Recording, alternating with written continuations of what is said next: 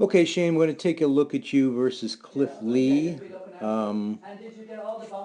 First thing is something you noticed before is whatever you're doing with your hand there. Um,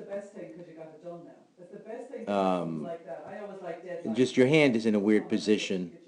Um, you really should kind of bring the ball down, and as you bring your arm up, kind of shoulder the ball to the second baseman, is what they say. Um, if we keep going from there, um, I think there's more potential for you to get more violent on your drive and your leg drive. So you look like you're kind of leaning forward well.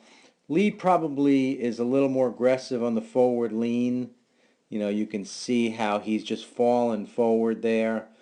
He's letting himself go, and I'm not sure you're willing to kind of let yourself fall. But that's what you want to do. Just let yourself fall forward, let your hip lead, and then if you look at his drive, um, he's really kind of probably has a little more of a drive than you, although it's similar. Um, um, that, yeah, I think you know right here you can stretch it out more. Drive with that back leg instead of falling and then just landing. Go ahead and push off hard. Try to yeah, push off harder with that back leg. Try to get the velocity off the back leg.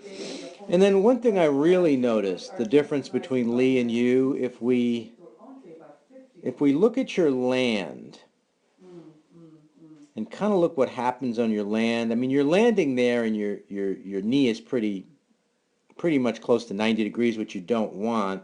If you look at Lee, less of a 90-degree angle. But then look what happens here. When he plants, see how he just plants there and that knee does not go to 90, it stays and he rotates around that front knee. Whereas when you hit, you just fall forward on that, you really bend the knee and you don't plant it and rotate against a really firm front side. Um, so if you think about hitting, right? If you lift your leg and then drop that front foot, think about the difference between really hitting against the stiff front leg and then as you swing, buckling that front knee. I think you understand that from a hitter, but it's the same thing for a pitcher.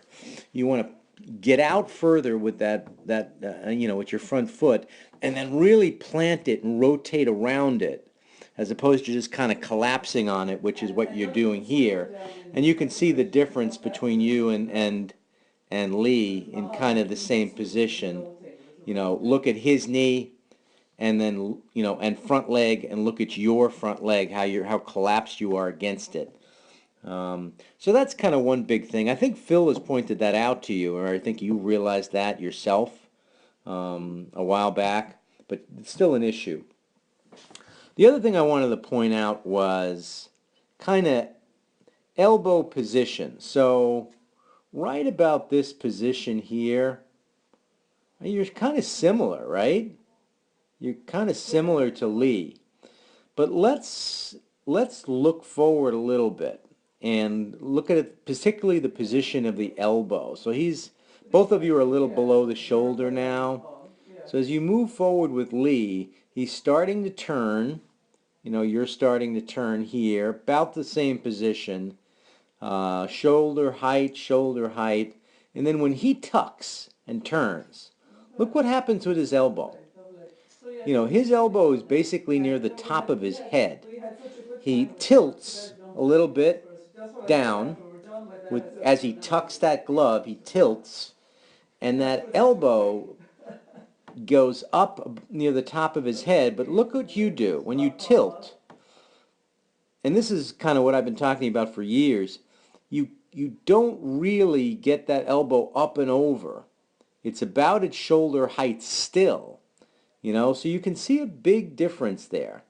So he's really, obviously he's got much more of a, what do you call, internal rotation or whatever. His elbow is way ahead of the ball.